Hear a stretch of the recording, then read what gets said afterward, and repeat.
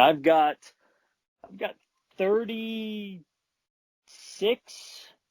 long boxes of comics for my collection. So there's no. I may actually be into this thing. You think? Only 36? Yeah, maybe just a little bit. Only 36 long boxes, yeah. You know, something I realized about long boxes the other day, because I've got like 4 huge long boxes, and these are bigger, I think, than, because like when I was a kid, I used to use the short boxes just because, I wasn't as physically strong as I am now, but these long boxes are huge, and you start stacking them, and they just get so heavy, and I'm thinking to myself, oh my God, if I ever had to move. Right. Let's talk nerdy things, like comic books and superheroes, with some nerdy picks, writers, cartoonists, and so much more. Whoa, so stick around and have some fun with the lovely and adorable Evil Web. Evil Web. Hello, everyone. Welcome to Titular Characters. I am your adorable host, Eva Webb, and we're here tonight with actor, comedian, teacher, writer, and professional smartass, Doug Kayne. How are you, Doug? I'm doing well. I need you to introduce me every single time. I'm just Thank saying. you. Your voice is so much better than mine. I just need to carry that bit of a recording around with me all the time and just play it whenever I'm introducing myself to somebody. So. Oh, nice. You should. I will. Awesome.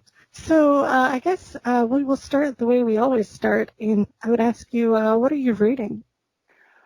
Okay, well, comics-wise or novel-wise, let's see, I'm just about to start novel-wise, The Stupidest Angel by Christopher Moore. He is one of my favorite authors. I haven't read that one yet. Comics-wise, I'm reading, let's see, I'm looking at my collection right now. Let's see, Aquaman, Daredevil, Orville, Rorschach, and I've got 3 Star Wars titles. The main one, Bounty Hunters, and Dr. Aphra. That sounds great. Which is your favorite out of the bunch so far? We gotta go Daredevil. Of course. Daredevil is always my favorite, personally. He's had some really good runs in terms of writing, in terms of artwork, and I've loved the character for, I'm going to date myself right now, decades, shall we say? About 3 decades or so. So, yeah, I've liked him for a while. Don't feel bad. We're about the same age then. Well, you wear it better than I do, so. Well, thank you. I appreciate that. So I understand that you are a comedian and you're involved in a comedy troupe. And it sounded like a really exciting project, complete with puppets and the shark. What was the shark about? Okay, so the shark's got a little bit of a history. In one of the previous groups that I was a part of, we had been doing a game called Hecklers, where you're performing it. You have 2 actors that are on stage, and they're performing a serious scene. Not to be played for laughs, it's just a straight dramatic scene. And then we have 2 other performers that are heckling the performance, providing the laughter and so on. And I had this idea, probably influenced by my love of the Muppets as well. Hey, let's bring puppets into the mix. And we did, and we tried different combinations, and there was a combination that worked really well with me and another performer, and it's just carried on from that group and from that location, and then we went into another location, and we ended up having a web series for 60 episodes, where we had them giving advice and heckling music videos. Unfortunately, the partnership kind of dissolved, but the puppet will return. Ira the Shark will return, part of my current group, those 4 Misfits, once we get back on the live stage. Nice. Hope it will be soon. I hope it's really taking a bite out of that. Of course. That's my lame joke of the evening. All right, we got it out of the way. Now we're going to get the good jokes. Good deal. Yeah, he's a lot of fun to perform. One of the things that we found is that when we were doing human performers, there's a line that you just can't cross many times, and the audience will just sort of turn on you. Once you have the puppets saying it, they could say so many more things. We'd be like, "Oh, it's puppets. Yeah, they're funny." And they say some of the most insulting things. They are foul mouthed. I mean, Ira the Shark is just foul mouthed more so than I am in general, and I'm pretty bad. But for some reason, once you see the puppets appear, the audience just kind of gets this smile on their face, and then they are saying some of the worst things that you would never even think of saying as just a regular human performer. It's mind-boggling what the audience will let me get away with. Like what? Okay, so now you're gonna really put me on the spot on this one. No, it's all good. It's all good. I remember I had made, as me, the human performer, an abortion comment in one of the shows, and it did not go well. It was just sort of a comment, and I could just feel the audience turn on me. But Ira the Shark goes for like 5 comments on abortion, and the audience is eating it up. And I don't understand. I mean, it's a weird thing. I mean, he, as performing the shark, he has insulted cast members. He's insulted audience members, and they keep sitting there going like, "Oh, I love the shark." Okay, you realize what he said about you, right? You heard that, right? All right, cool. Oh, maybe it's the nostalgia element of it, because people in our culture are really trained pretty much from birth, so that when they see a puppet, they think it's going to be wholesome and they think it's funny. And even if you're totally shattering that expectation, maybe it's just sort of a dissonance that the human mind can't quite process. Yeah, it has to be, and we carried it into the heckling of music videos, where we would find like some of the worst music videos, but the ones that were not trying to be bad, the ones that are generally like, we're making this a serious video, but it's just god awful. Nice. And we would go ahead and just heckle those, and we would have some people that would, let's say, ask for advice, and they would give horrible advice, absolutely horrible advice. That is a thing of beauty, though. That sounds really familiar. Where was that? Was that like on YouTube or somewhere else? Or a number of them are on YouTube. They're also on. If you were to go to my webpage, and I'm going to give a plug right here, DougKayne.com. Please. If you go to the various links section or random links, whatever I called it this week, if you go down to where it says Janie and Ira, you can actually get to all 60 of the episodes. That sounds like a ton of fun. So what are you up to now as far as performing? Like I was getting at earlier, the COVID really did sort of shut down pretty much everything. But are you surviving as a performer these days? Yes, now unfortunately the group that I was a part of dissolved, and so 3 of us from that group have formed our own group, and called Those 4 Misfits, and we've been concentrating more on filmed content, scripted content. So we have a trailer online, and what we're doing is weekly what we call Misfit Bits, where each one of us is responsible for a different day. So Jane, one of our members, has Tuesday. Ryan, the other one, has Wednesday, and I have Thursday. And so we have these little comedic bits that just showcase ourselves and our own brand of humor or whatever. Like the first one that we did, Ryan did a magic trick. And it's just sort of to showcase our own individual styles. So every week we're putting something up. They're like at most 2 minutes long. They're not very intense. They're not very drawn out. What we're also doing is we're doing other filmed content. So what should be, as of this recording, possibly tomorrow, barring any technical difficulties, we're going to have our second sketch that's going to go up.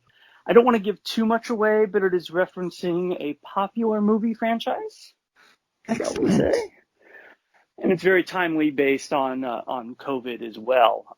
In addition, we've got like 3 or 4 other sketches that are being written that when we can get together, we will be performing them. We've been making a lot of use out of green screen technology. We make sure that we are tested ahead of time. We are very, very safe on this, and we have the understanding it's like, if there's a positive test result for whatever reason, the shoot is off. We're not risking any safety, anything like that. So we play it safe. Yeah, you got to be safe, especially with just the whole situation around this whole thing. It's kind of a catastrophe. Yeah, well, we're looking forward to hopefully maybe by summer we're going to get back up on the live stage. I do work with a theater company, Joy Theater, that's out here in LA, and I'm on the board. I teach there. We pretty much are going to be able to get a space to be able to perform once we're ready to go. That sounds amazing. So, why comedy? Well, what inspires you about comedy and the process behind creating? Well, I've been doing comedy really since, I guess, professionally improv since 1994. Comedy's one of those things that you really can't manipulate in order to get a genuine reaction. For example, in movies, they can manipulate with the soundtrack to sort of tug at the heartstrings. And when that certain chord starts playing, all of a sudden people will get misty-eyed. You can do it with camera angles in order to have a sense of suspense. But if something's not funny, you're not going to get the reaction. And there's something about being able to really just make somebody laugh, just forget about their troubles, a little bit of an escape, give them at the end of the week something to just sort of decompress and we usually do like an hour-and-a-half show, just for a little bit of time, make them feel good. That's the broad answer on it. The more selfish answer, it's fun. It's fun to be just silly. It's fun to do all of these sort of strange characters that we've done, take these situations that the audience gives us and just run with it. I mean, I end up being able to decompress from the week as well, just by being able to have these shows and play with my castmates. That sounds like so much fun. I bet the energy from the crowd must be addictive. Oh, absolutely. Absolutely. I mean, once you figure out what they like and what they respond to, and you're able to cater the rest of the show towards that, it's a lot of fun just going through that journey of discovery. And we talk with the audience also, and we can have, at certain moments, we can have that banter, if you will, where they can sort of see our personalities. We can kind of get to know them, and they dictate the show. We don't have stuff pre-scripted. Everything is made up as we go along. So every show is completely different. You can come every week and you will see a different show. Wow. That's pretty cool. So, like, how do you master the dynamic of making your show funny every time if you've got, like, dramatically different material, or it's just sort of improv? How do you know it's going to work? Do you develop a sense?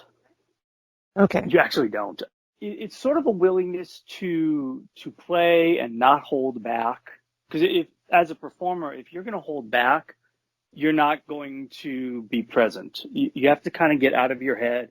You have to be willing to take these oftentimes bizarre situations, oftentimes pulled from their lives, and make light of it and make sense of it. But part of the fun is you don't know how it's going to go, because while you might have some characters that consistently work, and we'll bring back characters that we have and that we know, and we're going to rely on some, I won't say tricks, but some of the things that, let's say, have formulas that, let's say, have worked in the past.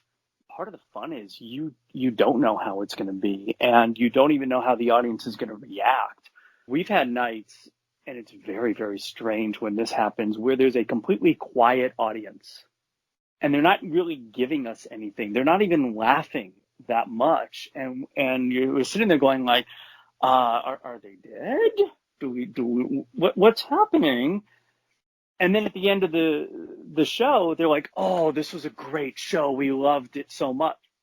Where were you? Where was the laughter? But Wow. the more you do it, the more you get a sense of, okay, this is working. And if it doesn't work, the next sketch that we do is our chance to redeem ourselves.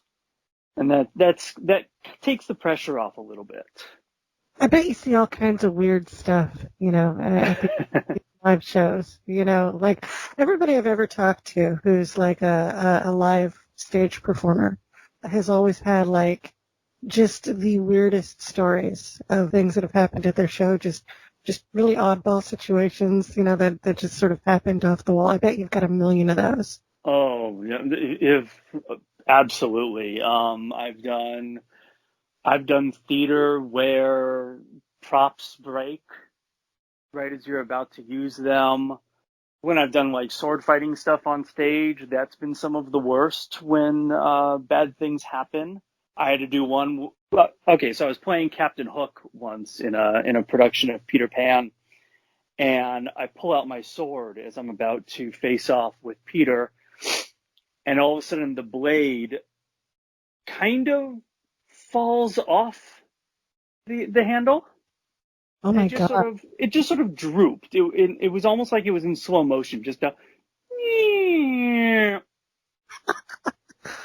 And we're supposed to have a fight to trigger the tech people to have a sound cue to move things on, and we're just sitting there going like, okay, we need to now ad lib this. We can't fight. And so we had to ad lib and get to a spot where everybody can sort of catch up. And looking back on it, it's funny. But when you're in that situation, you're like, okay, we got to figure out what to do. I bet it feels like the whole world's coming down on you at that point, because there you are on stage, and something is not going as planned, That's part of the fun of live theater, though. One of the things that we found, like when we're filming our sketches, is if we mess up, let's do it again. So we get a really nice blooper reel out of it. But when you're live, if things are not going well, or things kind of take a little bit of a left turn as to what you expected, you got to roll with it. I remember I was doing a show, and we were doing a scene called Sing It, where you basically make up a musical right there on the spot. And by the way, I am not the strongest singer by any stretch of the imagination. Neither am I. Don't feel bad. But I will sing, and I will go all out. And we would have these backing tracks that we would have set up, and there were a number of songs that it was as if it was like the karaoke tracks. We just don't know what song we're going to do. We find out when they start playing it as soon as they say sing it. And we were doing a version of Cinderella, and Jane Hopkins, one of my fellow performers in Those Four Misfits, is Cinderella, and I come out, and I'm the fairy godmother. I chose to be the fairy godmother in this particular scene because we were figuring out who's going to play which characters, and having somebody that looks like me as the fairy godmother, it would be a visual gag. So I come out there, and I choose a voice that, in retrospect, should not have chosen. Oh no! It was something sort of like that moment that Jane and I both realized I'm going to have to sing in that voice now. And when it came time to the song, and I don't even remember what song it was that I had to, because they would pick it from a particular, let's say, line of dialogue, and they'd say, like, okay, sing it. And now I have to create a song right there on the spot based on that last line that I just said. And I don't even know what rhythm I'm going to be going to. And I'm almost tempted to say it was to Coolio's Gangster's Paradise. Wow. And we had a Carol Burnett moment where we just both started to laugh as I was doing the song. And it was a real moment, and it was a fun moment. But that's one of those things that you just can't necessarily anticipate is going to occur. That's awesome. That's awesome. So you're there with all your natural hair and everything, because Yes, I, all I my I wanted natural to hair. talk about the hair because it's in the Twitter bio. You said it is your real hair, and It is my I real was hair, really, yes. yeah, it's Um, gorgeous. oh, thank you, thank you. I actually shaved my head because I've gone through all sorts of different styles of hair. I've had hair as long down to mid back. I've had more conservative. When my daughter was diagnosed with cancer and had to undergo chemotherapy, I told her, I said, look, I'm going to shave my head if you're losing your hair. And so I did that. She is now 9 months cancer free, which I'm very, very happy about. But I kind of like the look, so I'm keeping it. But so she has her hair now, and it's coming in great. I'm still rocking the bald look, which I kind of like. It's very low maintenance. That's really sweet. Doing something like that for your daughter. That's really cool. Yeah, yeah. Well, you don't have to, but it was one of those things. I told her, I said, look, if you're gonna lose your hair, I'm going also. You tell me when. And she did, and I did, and I regret nothing. That's awesome. But the best part of the whole thing is she is in remission. She is cancer free, and that is the best part of the whole thing. So That's great. That's great. I'm super happy for you and her. well, thank you. Cancer's no joke. No, It's no, no. hard on everybody involved. The whole family. Yeah, yeah. It was basically she had just finished the cancer journey, and then the lockdowns hit and everything like that. So it's been a wild 2020. Just saying. Yeah, you're not kidding. So what do you find yourself doing in 2020 that you wouldn't have done before? Has your schedule and your life just in general changed dramatically? Yes, in the fact that I'm working from home. Luckily, been able to keep the job, and I teach high school, U.S. history and government and economics. So I've been teaching from home. So that's a little bit different because I don't have getting back to the performing thing, the immediacy of the audience. My students are many times muted, so I don't know whether or not I'm necessarily getting the same form of engagement. You just kind of do what you can. I've been spending a lot of time here in my house, in my office at home, in front of the computer. I've been doing a lot more writing, which is great because now I kind of have a little bit more time and more focus. So I've been able to crank out a number of things. So I'm just kind of trying to do the things that, let's say, I'd put off before. And now I'm saying, okay, I have time. I'm able to do it. Let's just do it so that when we're able to get back into the real world, we can just hit the ground running. And that's why, with the group, the comedy group, we're trying to make, let's say, a lot of those kinds of inroads now and those connections now and the publicity now so that when we're able to get back out there in public and have our live shows, we're ready to go. We're already going to be, let's say, have done a lot of the publicity work. So we're not gonna sit on our hands and just sort of like wait for things to happen. We're just kind of making it happen as we can. And we meet every week via Zoom in order to plan things out as far as what our next steps are going to be. So we're not letting ourselves kind of get caught up in the sort of woe is me situation. It's the, okay, let's see what we can do and let's do it. Nice, nice. I'm glad you guys doing social media the way you are. Your Twitter profile it's Thank really hilarious. It's really funny. Thank you. I'm having a little bit of, maybe a little too much fun with it in some ways. I've hit some nerves of some people that don't like some of the snark that I've portrayed, but I'm able to interact with a lot of people that I wouldn't have been able to do before. And actually, not to blow any smoke up your rear or anything, but the opportunity to be able to do this is great. And I wouldn't have been able to do it had I not been interacting with you on Twitter. Speaking of which, it was funny because my friend Ant, who's a journalist and a writer, he quote tweeted this one post this morning from this guy that was like, reading your article just made me feel stupid. And I to be encouraging, so I quote tweeted him and his response to that. And I said, man, one day I hope to have hecklers too. And the next thing I know, I'm talking to Ira the shark. Yeah. He will pop out every so often, and it's just sort of like he needs to breathe a little bit. He needs to get out there. Anytime heckling occurs, he'll that sort of raise his ears a little bit. But yeah. I don't know where Do that shark have came from. ears? I'm gonna say yes, because he can hear whenever people are saying something. So yes, I'm gonna say sure. Why not? At least the puppet does. So yes. That's cool. Well, I guess, theoretically puppet anatomy, if we're talking about puppets, would be the only anatomy that really counts. Exactly. I figure he's a shark and he can survive out of water. I'm going to say ears are not the most unbelievable thing about him. Well, he could be like, one of those genetically modified, mutant sharks, like It's true.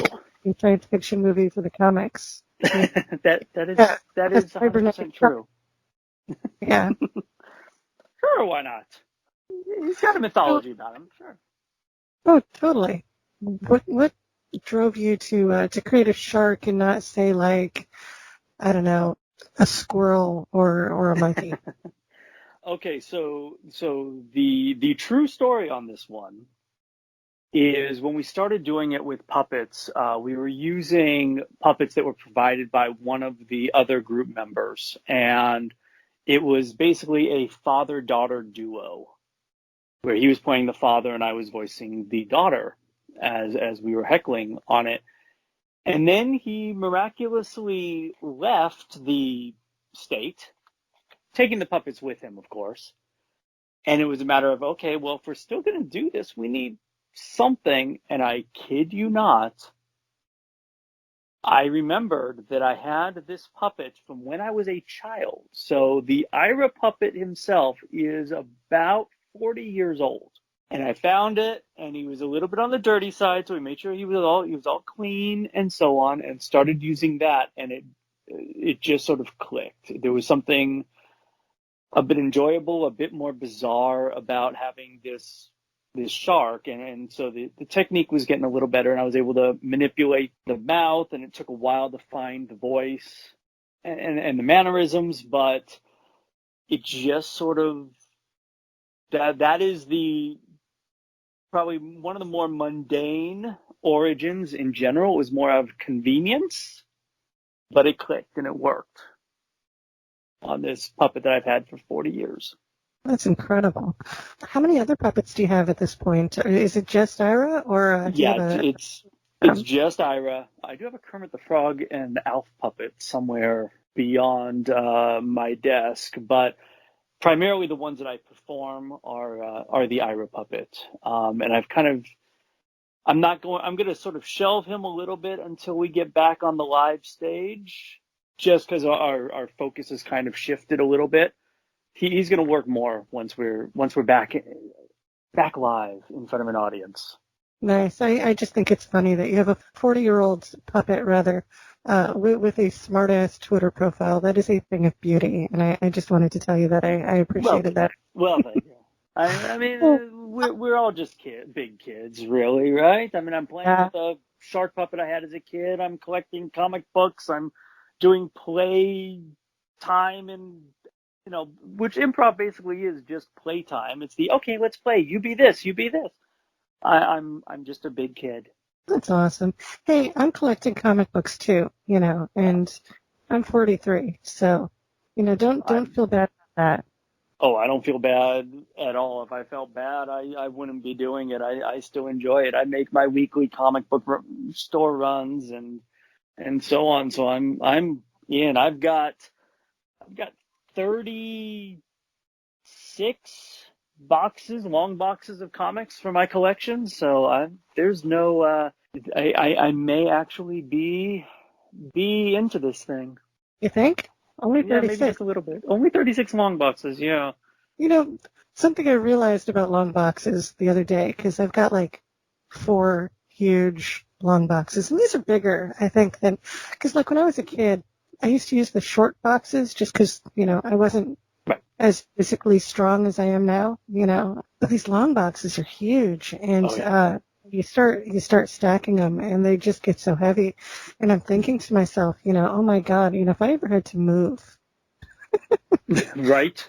it would be work. I mean, it would be a lot of work. I think it's practically furniture. I mean, just in terms of weight. Oh yeah.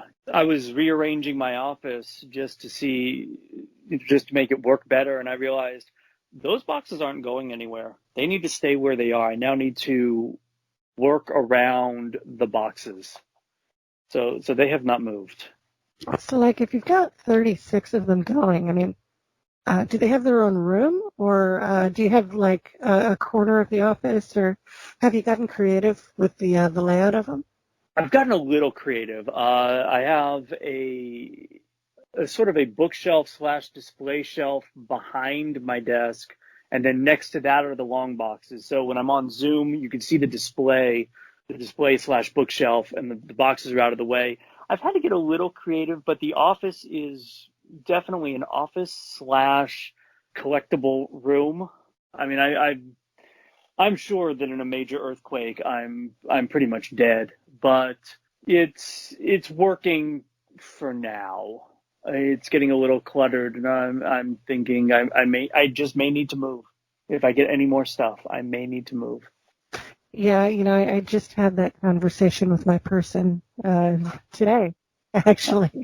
Uh, because when for some reason comics just have this way of taking over all your space. I would say like maybe I'm very, very lucky because I've got thousands and thousands of comics in my collection, but I would say probably 99% of them are digital. So, digital is just so much more efficient as far as space. But I do have these long boxes under my desk, and if I get any more of them, they're going to be taking up my whole desk. I will sort of sitting on the outside, just sort of against it. It'll eat all of my leg room. And to make matters worse, my local comic book store has this deal on, I'd say probably like almost all of their inventory is either in the $1 or $2 things. And go into the dollar book section. All you have to do is just drop $45 on the counter. They will give you a long box, and they'll just say, fill it up, have fun, do your thing. And I have been fighting my desire to return to do that. You know, I would be in so much trouble. I would you be in know. so much trouble. I would be. I'd be buying. I would have no place to go in my house. Yeah, there. I would definitely be. I would be dropping a lot of money if my local comic shop had that sort of a deal. I think a lot of people would. And it is hard because they're like, I could hop in my car, right? And I could be there in maybe 3 minutes. Mhm. The proximity of the comic book store to my house.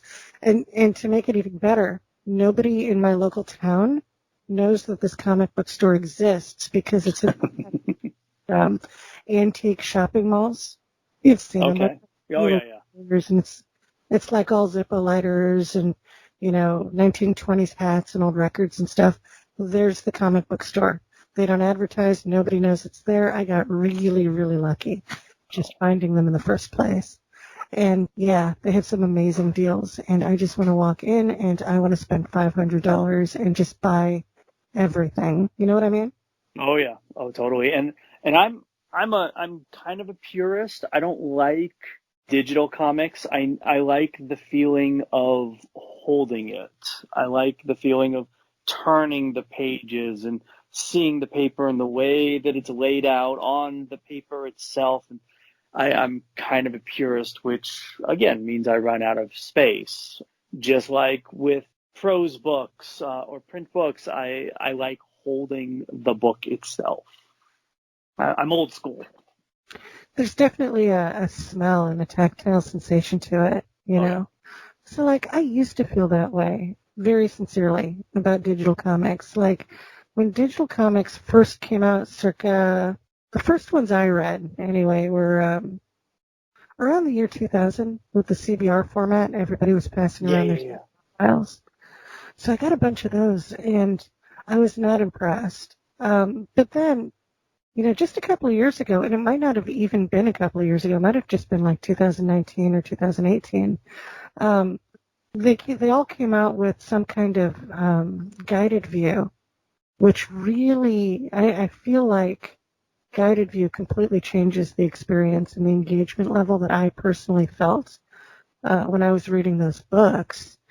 And it just made it so much harder for me to put them down, to go away. And like right now I'm thinking I was a purist, but now I think I actually kind of prefer digital. I still like to read paper, but it's not the same as digital. It's a completely different experience. Right. And one of the other reasons why I don't want to go to digital, and there's been actually a lot of talk of it based on businesses going under and so on. My feeling is if you go digital, it doesn't help the local comic shops, the small businesses that would have one, maybe two locations. And the shop that I go to, I remember going there when I was in middle school, junior high. This was the place where I bought the comics. We would go and we'd pick up my brother, and it was across the street from our elementary school. And we'd go and we'd buy the latest issue of X-Men. I remember going there in 1992 and buying the issue where Superman died. I remember going there and buying tickets from there for the Tim Burton Batman thing. So we went to a screening, which was all comics books fans. And so I kind of have some history with this particular store. And if I go digital, and if everybody goes digital, these kinds of stores aren't going to be around for too much longer. So you won't have that kid that walks in, let's say, and says, what's going on? Hey, what is this issue? And just picks up a comic and, let's say, gets hooked. That's true. But by the same token, when we were kids, we would get our comic book culture from going into these stores. And I'll never forget the store that I grew up with. It was Fantasy Headquarters in Brooklyn, New York. It was just right next to Sheepshead Bay. And there was this old guy, and I swear to God, he looked just like Stanley. And he used to run the place, and it was him and his son that ran the whole operation. And it was just going there was just so engaging because you could see these two guys were just really, really excited about selling comics, about reading comics, about getting comics, about telling people which comics were the best and where the first appearances were. I mean, they knew everything. And I'm like this, 9-year-old kid walking into this place, and I'm thinking, oh my God, I don't know anything about this. They're going to, they're going to laugh at me. And I walked in, and it felt like home. You know what I mean? Right. So, okay. So what was the comic that got you hooked? Oh boy. Okay. So like the comic that got me hooked, I will never forget it. It was back in, I want to say the early 80s, and I've talked about this like 17 times already, so I'm sorry to the listeners who are listening to me repeat the story again. But the comic book that got me hooked was some of the Steve Ditko Stan Lee Spider-Man reprints that were floating around, like, Okay. I don't know if they were printed in like between 1982 and 1984, but that's when I got them. I was like 3 or 4 years old, and my dad sat me down and read them to me. And it was like, it was a eureka moment. One of the few I think that I've ever had. I've had a couple since, but um, for me, it was just like, I love this. I want to be involved in this. I want to do this. I'm going to be a comic book writer. I am going to be a comic book artist. I'm going to be famous, and everybody's going to love me. But, I mean, Nice. you sit down and you plot your whole life, Right. from that point forward. That's normal, right? Of course. We all do that. It was great. And yeah, so I mean, I've been reading comics since before I could read. Before I could read, my dad would read them to me. And that was, just one of those things that was our thing. And when I could read reliably at about 8 or 9, I had trouble reading because I'm very, very dyslexic. But when I could do it reliably and by myself, I picked up Spider-Man, and Superman was another one that I liked. Sometimes I'd read mutant books, but I didn't reliably read mutant books. And the ones I did read were like, New Mutants and X Factor and Okay. books like that. Okay. I also enjoyed like the Now comic stuff, like the Green Hornet was one of them, the Bats, Cats, and Cadillacs. That one only ran 2 issues, but for some reason it just made like this just indelible mark on my psyche. It was beautiful. Well, it's like when you were just talking about as far as like the obscure comics that you loved that nobody else knows, those stick with you. So yeah, I remember you brought that up on Twitter. I want to do a whole show on YouTube about that. I'm working on this thing where we're going to do a cartoon. Have you seen Death Battles on YouTube? That cartoon Yes. show that they. Yeah, it's going to be like that. All the same tools, only without the 3D stuff. And I'm going to talk about history and comics and all the stuff you've never heard of, that nobody's ever heard of, that you have to read, that will like change your life, the life-changing awesome stuff. That's what I want to talk about. So like, Bats, Cats, and Cadillacs would be one of them. Thunder Agents, of course. I think there's a lot to talk about with Shazam that people just don't know, especially like Golden Age Shazam and what the writers and artists were thinking. I'd love to delve into that. And now I've got, like, because of that post, I've got like 47 new things, most of which I've heard of, that I'm just going to delve in, and I'm just going to soak it all up enthusiastically, Yeah, I was looking at some of those and I'm like, okay, it's good. I remember that one. I remember that one. And some of these I'm like, I have no idea what this one is, and finding those kinds of gems and seeing what hits with people and sticks with them. That's that's part of the, dare I say it, comics culture. Absolutely. And, so like there's this one that came through just this morning, like it was 4 a.m. And this guy says, hey, have you read this one? And it was called Tresse. And what it is a comic about detectives who fight cryptids from the Philippines. Hmm. Well, or that also incorporates local lore, which, as far as English language books, would make it very, very, very unique. And that I'm severely and or extremely rather extremely excited about looking. Um, but like I was saying, kids today, they have Twitter and they have TikTok and they have Snapchat and all these others. We didn't have any of that when we were kids. We had to go to the comic book store. So the question I had for you was like, how important do you think that is? I mean, now that we have social media and you can just soak up so much. I think it's extremely important in all reality. I've poisoned the well, as it were, and I've gotten my daughter into comics. So she is collecting, and she and I actually now are collecting different titles, which is nice because then that still opens things up quite a bit. But we go to the movies.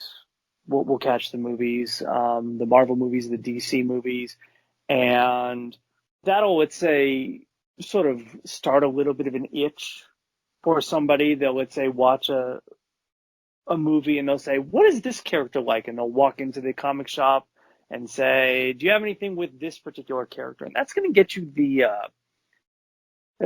popular ones. But the comic shop is going to expose you, let's say, to some of the other ones that, let's say, are not as popular. Because you're going to have the popular books next to the ones that, let's say, don't have as many readers, and that might catch your attention also. I remember hearing a story, and this is tangentially related. The band Linkin Park, the reason why they called themselves Linkin Park and named themselves with that particular spelling is so that in the old record stores, the Tower Records, the Sam Goody's, and so on, that Linkin Park will be near Limp Bizkit. So anybody that's going to be looking for Limp Bizkit music, they're going to find Linkin Park. And I think that with the comic shops, with the dollar boxes, with the stands showing them, it's going to expose people to others, to other kinds of titles. So you watch the Avengers movies and you come in and you watch and you're like, hey, do you have any books with Iron Man? Well, that's going to show you other titles. Iron Man is going to be near Invincible, for example. And you might look at that title and be like, I wonder what this is like. And you might pick that up. And that's sort of the art of the cover itself. And so that can lead you to discovering some of the characters that may end up being your favorites. My majorly favorite characters don't really feature in a lot of books, which, by the way, saves me a lot of money. But you wouldn't find some of those characters if you weren't looking for something else. And so I would say that with X-Men, Wolverine is your gateway drug. That's what's going to get you, let's say, into X-Men. But then you're going to find other characters that you're going to identify with more. And then you're going to start searching out that character, and that might take you to somewhere else, and so on. It's kind of a nice little discovery, and it adds to the culture of the comic shop itself. They get to know you, and they're saying, hey, I noticed you picked up this book. Why don't you pick this one up next? You're going to like this one. And that's kind of the benefit of going to your local comic shop. That makes sense. So, hey, if you don't mind me asking, how old is your daughter? You said that you got her collecting. I was just curious. She is 17. When did you get her started with comics? It was very young.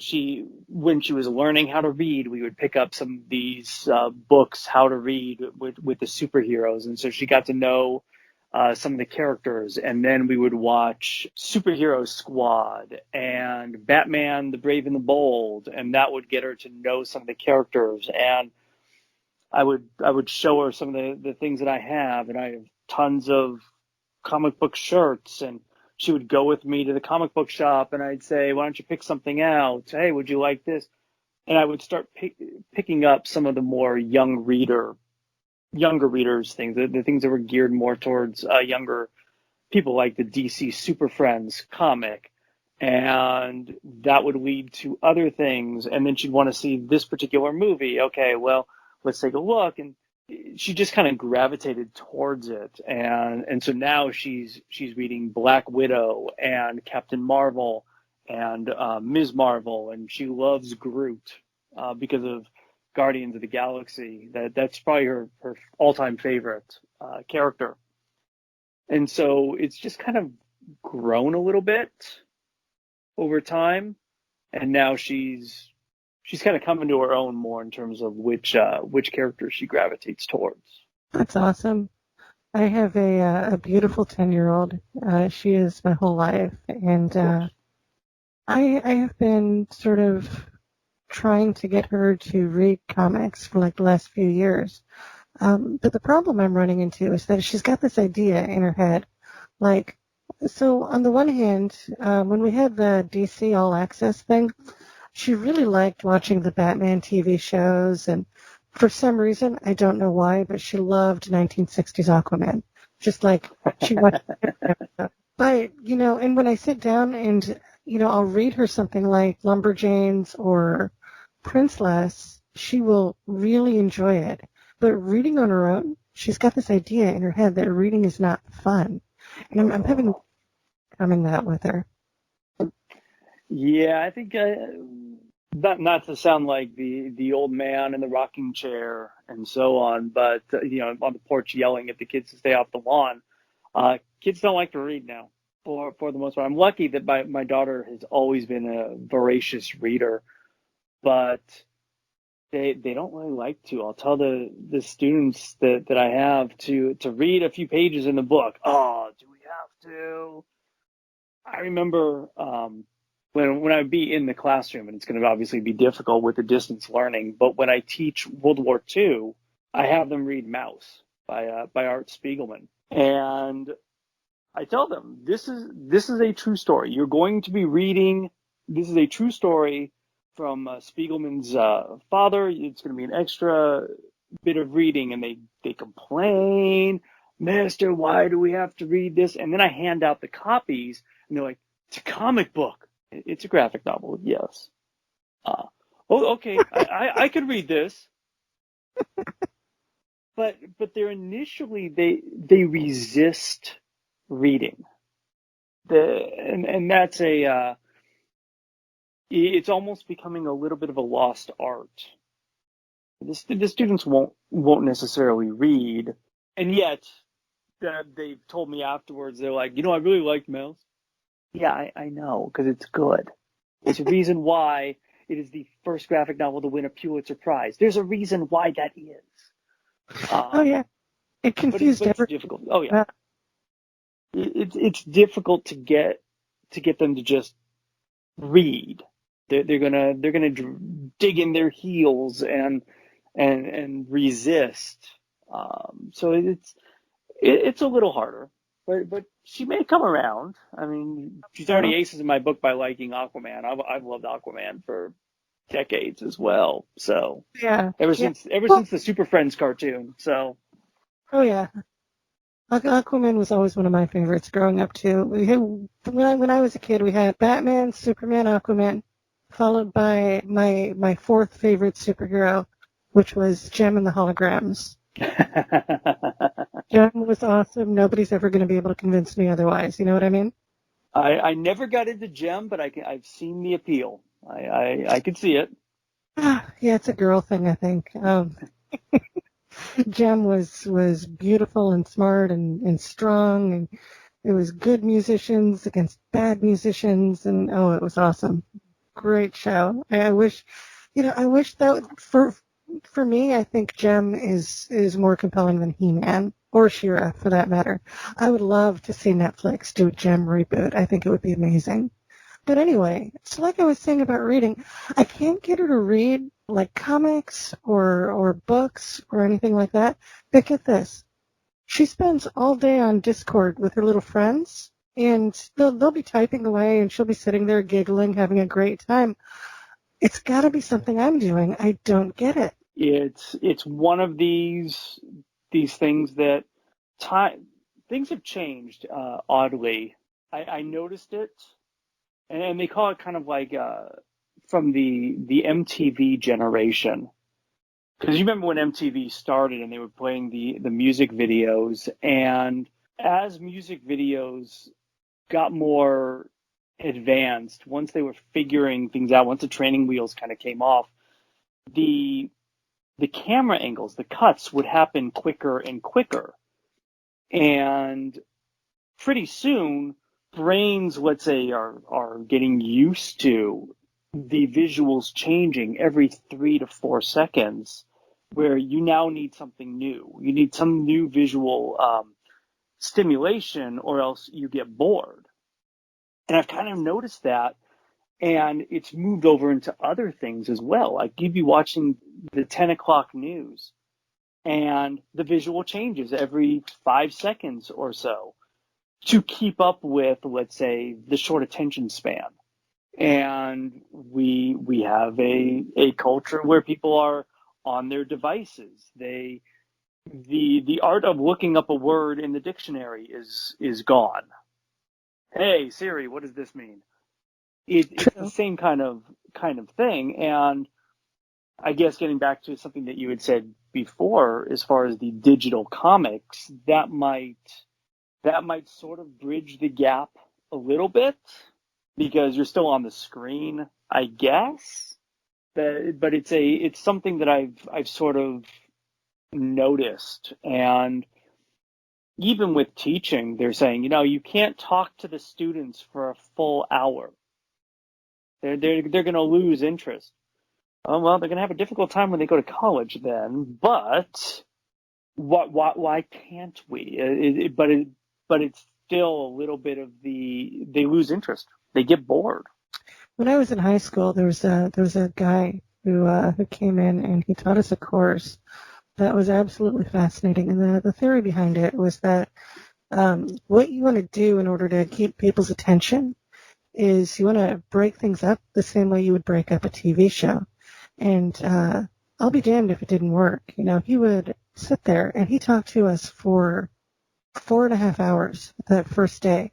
And then after everything, he stopped the course and he said, "This was great. How long was I just speaking for?" And we'd all raise our hands and we'd say, I don't know, 15 minutes, maybe half an hour, 4.5 hours. It was crazy. Wow. Yeah, so there's that. But, the flip side, though, is, okay, so if you can't talk for an hour, right, if you're afraid of losing people's attention, then how is it really that somebody can sit for like 9 hours and watch a Netflix show? Because I'll do that. I mean, I will sit down in a weekend and just binge, 18, 19, 20 hours of something and not even feel it. There's two things on there. One, with the Netflix shows, and again, as you're watching shows in general, and sometimes I'll watch a show just for the purpose of seeing how often they change the camera angles. If you just watch sitcoms, for example, you take some of the old sitcoms and in the 3-camera format, let's say, they'd be trained on them at the same angle for minutes at a time. And then you watch a more recent sitcom and it's single camera and they'll do a number of different takes and edit it together just so that the visual stimulation is different. So if you're streaming a show, watch how often the visual itself changes, the camera angle changes. And you can take any show now and do that. But the other flip side is, if you're choosing to stream something, you're choosing it. You're going towards that and you're saying, I want to watch this. I'm making a choice because it falls within my interest. If you're teaching, the students have to be there. They don't choose to be there necessarily. And so you're fighting against that lack of motivation. Interesting. And it's even harder when we're doing it, let's say, online, because they do get screen fatigue. It's a very real thing. Do you have trouble? So my kid's been doing school full-time online lately, ever since this year began. And thankfully we're almost done with the year. Mm-hmm. But problem she's having is, the teacher will say, okay, well, take a 5-minute break and go to homeroom, and then she will try. If I let her, she would go back to her computer and play video games for half an hour and then totally miss everything. Do you see that happening, that kind of thing happening a lot? A little bit. Yeah, I mean, I'm taking it from a slightly different perspective, obviously, because I'm showing up. I talk at the students essentially. The bit of material that I have planned, I don't necessarily see a little bit of that other side on their end. And a lot of these students have a number of other things that, let's say, they need to worry about for whatever might be going on, let's say, within the home, within the families, and so on. My daughter is bored of the online school thing. She's over it. She had just spent 6 months essentially online when she was going through her cancer journey, and then she got back to school for 2 weeks, and then they shut everything down again. So she just kind of had like that little taste of life back to being normal, and then thrust back into this. Yeah. It's not ideal. There are some of my students, they prefer it because then they don't necessarily have to walk from place to place. They can be in their pajamas still. They can whatever. It's a challenge no matter what, in all honesty, as far as the student motivations. Even if we were back in live instructions, it would just be a different set of obstacles. Right on. So I wanted to thank you for coming by today. It was fun. It I enjoyed it. was so much fun. 2 more things. Do you have anything to promote? Of course I do. Of course. Nice. This is the shameless self-promotion portion of this. Yes, it You is. can feel free. Go ahead. All the links and so on that I'm going to be talking about are on my website, dougkayne.com, DOUGKAYNE.com, all one word. I am also one of the 3 members of Those 4 Misfits, and that can be all of that stuff can be found at Those 4 Misfits, spelled out all one word, .com. And I also teach and direct, and I'm on the theater board. And Those 4 Misfits will be performing live once things open up again at joytheater.com. Check things out. We can get to the YouTube channel through Those 4 Misfits. Follow my Twitter at the Doug Kayne, all spelled correctly, THEDOUGKAYNE. We put all sorts of content up there. Like, subscribe, watch our YouTube stuff. If you go to YouTube, you type in Those 4 Misfits, our stuff is going to pop up. We have content going up all the time. That's awesome. And now it's time for my favorite part of the show. Yeah. So, if you were a superhero, what would your powers be, and what would your costume look like? Oh, wow. Okay. So when I was doing some writing with a number of people, including Jane, who's with Those 4 Misfits with me, we were writing a series, basically a villain series. And the project itself fell apart. Unfortunately, it was getting kind of fun to write, but it had fallen apart for a number of different reasons. But my character was both telekinetic and telepathic, which I thought those would kind of be some cool powers to have. It's If like I were to go Peter and with, Jelly, they go together. of course. If I were to go with my personality, it would probably be invisibility, because the fact of the matter is I would use it probably for evil and not for good, and then I would go to libraries, for example, and just throw books off the shelves and making them think that it's haunted. Nice. This is where my mind goes. I tend to gravitate in all reality to the characters that are, let's say, not all powerful. And so if I were to go with some of the characters that, let's say, I like, obviously having a Green Lantern ring would be awesome. I would very much enjoy that. I'd probably have to go with some of those. The Green Lantern ring would be probably at the top of the list, but personality-wise, total invisibility or even shape-shifting, it sort of like depends on the mood, I guess. And in the sandbox that I get to play with, as far as with the improv, we've done superhero stuff before where we can play some of these kinds of characters and just sort of experience what that would be like in a short amount of time. So how about your costume? Do you need a costume? Invisibility, I better be wearing some clothes just in case I become visible. I like black, so the stuff would primarily be black. When we were looking at the villain series, my costume was mostly black with like some dark red accents. I had kind of like, it was more based in terms of functionality, but with a full helmet that would completely cover the face and head in general. I don't go for flashy necessarily. More in terms of practical, but it's got to have a healthy dose of black. I could see that. Now, is it like flat black, or is it like black with like LED lights under it black? Oh no, it'd be flat black. The accents themselves, the color accents would be, let's say, within the costuming itself. If I were to have armor or even go the Green Lantern route, obviously the glowing stuff. But I'm not really a flashy dresser per se. Usually I'll be found with some sort of a superhero T-shirt with jeans. I'm not a call attention to myself, and I definitely don't wear capes. I hear you. You know, I feel like my answer to that, to these questions changes with my mood. You know, today I'm really in sort of a Jessica Drew mood. You know, just straight up Spider-Woman.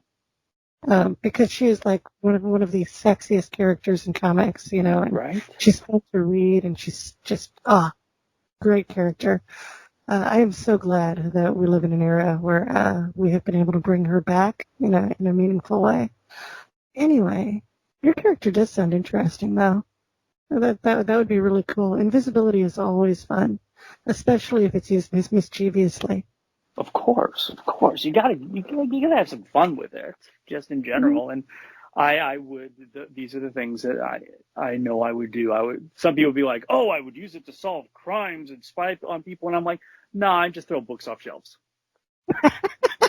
So you're not like you're mischievous, but you're not like a full on villain.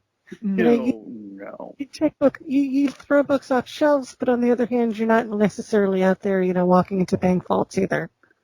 No. I have this really annoying morality type of thing, and I'm like, no, I wouldn't. No, I can't do that. But I can mess with people. That I can do. The harmless stuff. Totally. The fun stuff.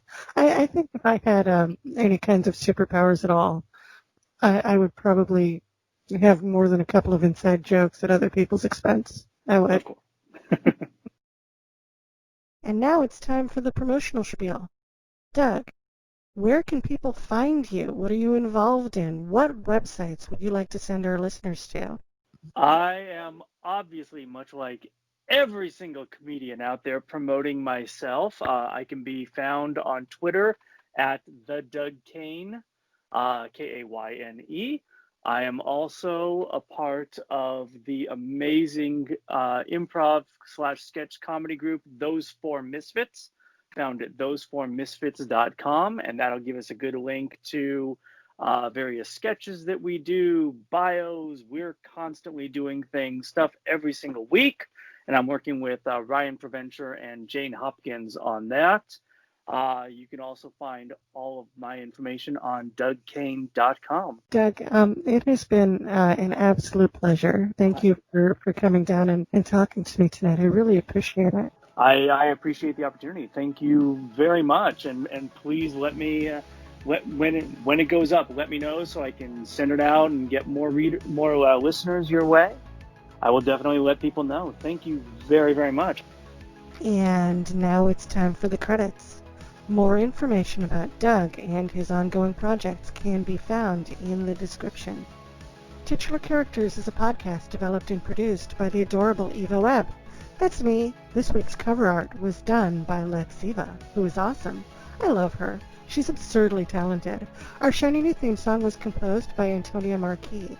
Join us next time for another exciting adventure in cyberspace.